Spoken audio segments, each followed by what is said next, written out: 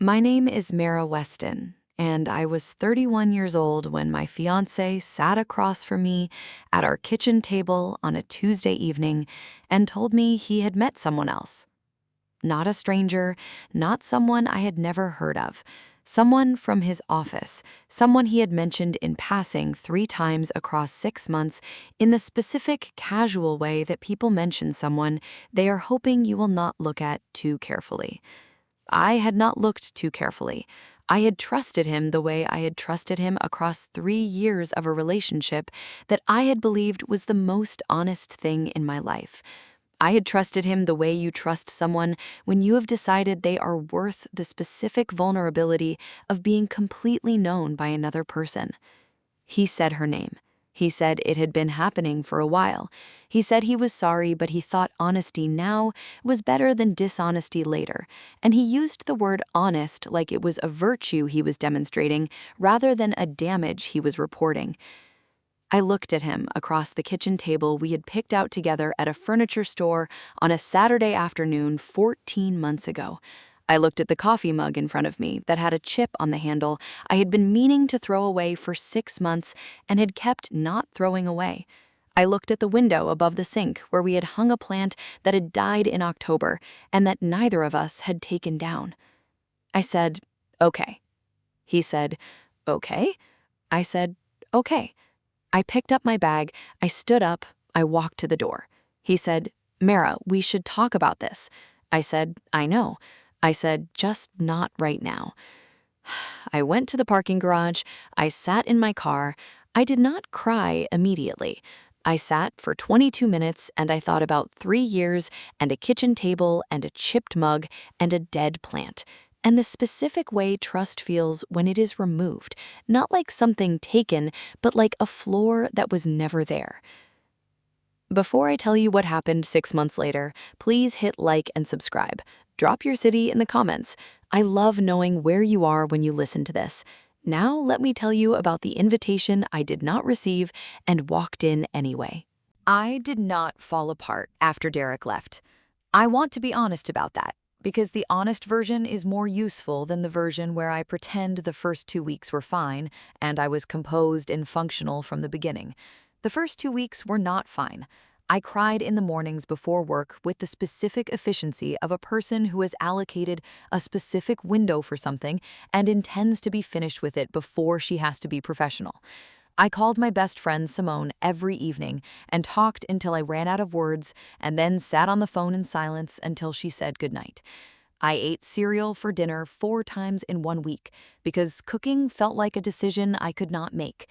And then, around day 17, something shifted. Not a dramatic shift, not a moment of cinematic clarity where the light came through the window at a particular angle and I understood everything. Just the quiet, incremental arrival of a different kind of thinking. I had my own career, a good one. I was a brand strategist at a firm that had been growing for 3 years and where my work had been producing results that the partners had noticed and commented on specifically. I had my own savings, my own network, my own apartment once I moved out of the shared one, which I did on a Saturday with Simone's help, and the specific, focused energy of a woman who is converting grief into logistics, because logistics are something you can finish. I built my life back in the way you build things when you have been doing it by yourself your entire adult life and had simply forgotten for 3 years that you knew how. Piece by piece, decision by decision. The apartment first, then the routine, then the work, then the mornings without crying, which arrived around week 5, not as an achievement, but as a fact. Simply the morning where it did not happen, and the morning after that where it also did not happen. I did not think about Derek often.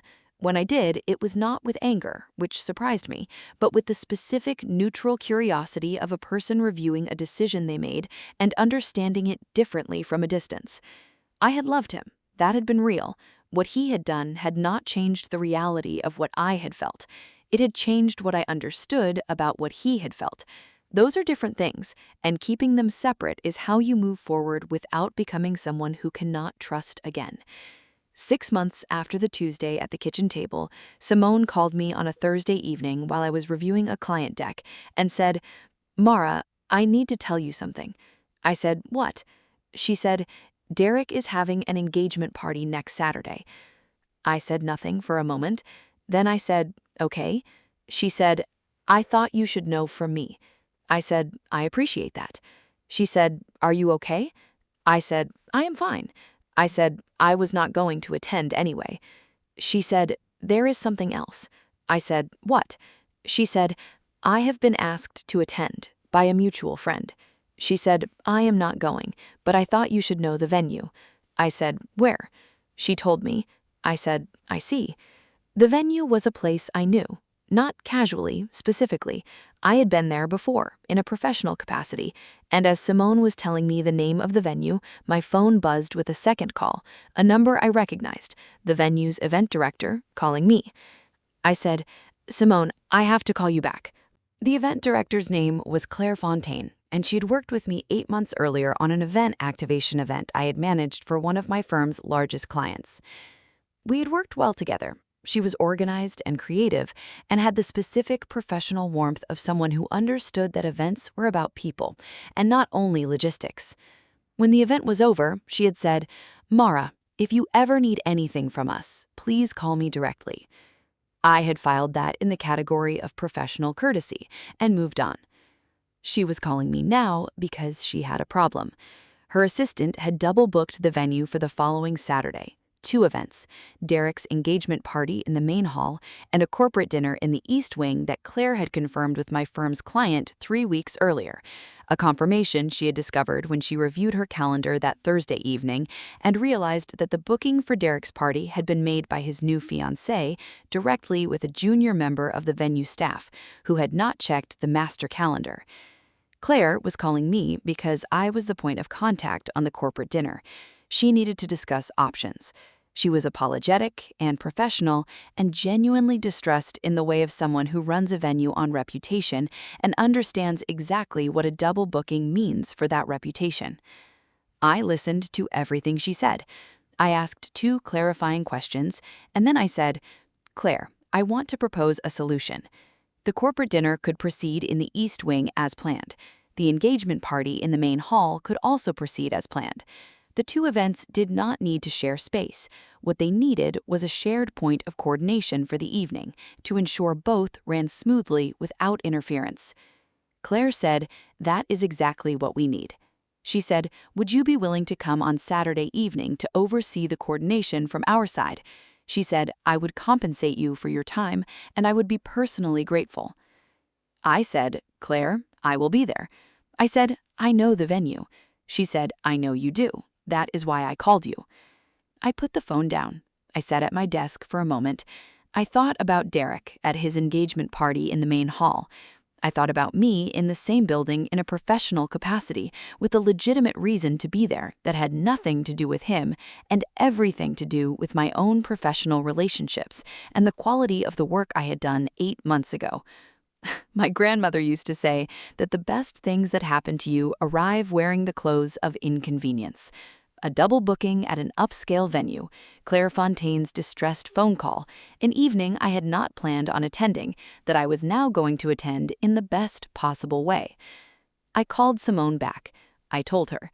She was quiet for a moment, and then she laughed for about 30 seconds, and then she said, Mara, what are you going to wear? I said, something he will remember. She said, I will come over Saturday afternoon. I said, I was counting on it. I arrived at the venue at 6:15 on Saturday evening. The corporate dinner did not start until 7:30. The engagement party in the main hall had started at 6. I had time. I wore the navy dress Simone and I had chosen on Friday evening, fitted and elegant and exactly right for a woman attending a professional engagement at an upscale venue, and also, incidentally, for a woman who wanted to look like the best decision the man in the main hall had ever let walk out of his life. Claire met me at the service entrance and walked me through the East Wing and briefed me on the evening's logistics, and I focused on that completely, because the corporate dinner was a real event with real clients and real professional stakes, and I was there to do a job. At 7:15, I walked through the connecting corridor between the East Wing and the main hall to check on a shared catering arrangement Claire had flagged. The corridor opened onto the side of the main hall. I saw Derek before he saw me. He was standing with a group of people near the bar, holding a glass of champagne, wearing a suit I did not recognize, which meant it was new, which meant he had bought it for this occasion. He looked comfortable. He looked like a man who had arranged his life the way he wanted it and was enjoying the arrangement. Then he turned, and he saw me. A long pause. I watched his face process it in real time. The recognition first, then the confusion, then the specific recalibration of a man who had not expected this and was deciding how to handle it. He crossed the room toward me. He had the smirk on before he reached me, the expression assembled in transit, the look of a man who believes he has the advantage and is about to demonstrate it. He said, "Mara, you weren't invited." He said it with the specific satisfaction of a man who expects that sentence to produce a reaction, embarrassment, retreat, the visible evidence that he still had the power to make me feel small in a room. I looked at him. I was completely calm, not performed calm, actual calm. The calm of a woman who is at this venue in a professional capacity, at the invitation of the event director, and who has a corporate dinner starting in 15 minutes, and who has not thought about this man in 6 weeks, and who is currently looking at him with the specific, neutral clarity of someone reviewing a chapter of their life that has already been closed. I said, "I know." He waited for more. There was not more. I said, "I know." And then I said, "I am here for the corporate dinner in the East Wing. I am coordinating for Claire Fontaine this evening." I said it pleasantly, without emphasis, the way you state a fact that requires no defense because it is simply true. His smirk disappeared. Not slowly, immediately, the way a smirk disappears when the person wearing it understands that the ground they were standing on is not the ground they thought it was. The people nearest to us turned to look, not because I had said anything dramatic, because his face had done something dramatic, and faces are harder to manage than words when the information arrives without warning. I said, "Enjoy your evening, Derek." And I walked back toward the East Wing. I did not look back. I did not need to. The corporate dinner went beautifully. The clients were happy. The catering was excellent. Claire was visibly relieved by 9 o'clock and came to find me at the end of the evening and said, "Mara, I owe you." I said, "You do not owe me anything." She said, "I am sending you a bottle of wine." I said, "Make it 2." She laughed and I laughed, and we shook hands, and I drove home at 10:30 in the navy dress with the specific, satisfied tiredness of a person who has done a good job at something. Real. I did not think about Derek's face on the drive home. I thought about the clients I had spoken to during the dinner, about a conversation with one of them that had produced an idea for a new project I wanted to pitch to my firm's partners, about the specific pleasure of professional work done well in a room where people noticed and said so. I thought about all of that, not about a smirk that had disappeared, not about a man who had said you weren't invited, and then watched the sentence land in exactly the wrong direction. Not about 3 years or a kitchen table or a chipped mug or a dead plant.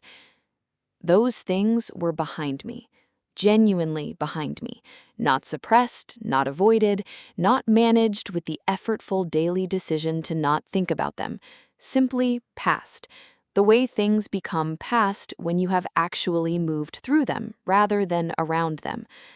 Simone called me at 11. She said, "How was it?" I said, "The dinner was excellent." She said, "And the other thing?" I said, "Brief." She said, "Brief how?" I said, "He said I wasn't invited." I said, "I knew." I told him why I was there. His face did something interesting. I left. Long pause. She said, "That is it?" I said, "That is it." She said, "Mara, that is the best story I have ever heard." I said, "It is a pretty good one." I made tea. I sat at my kitchen table, my own kitchen table, in my own apartment, in the life I had built in 6 months from the pieces of the one that had been removed. And I thought about what my grandmother used to say. She used to say, "The best revenge is a life that does not require one." I had not walked into that venue to confront him. I had not planned any of it. I had answered a phone call from a professional contact and done my job well, in a room that happened to contain a chapter of my life I had already finished reading. That is not revenge. That is just what happens when you build something real and keep showing up for it, and do not let the person who underestimated you define the size of the life you are willing to live. The smirk disappearing from his face was not the satisfying part. The satisfying part was that I was there for a reason that had nothing to do with him. That is the whole story. That is the only part that matters. If you have ever been told you weren't invited somewhere and shown up anyway because you belonged there for your own reasons, drop a comment. Tell me your story. I want to read it. Hit subscribe. Share this with someone who needs to hear it today. I will see you in the next one.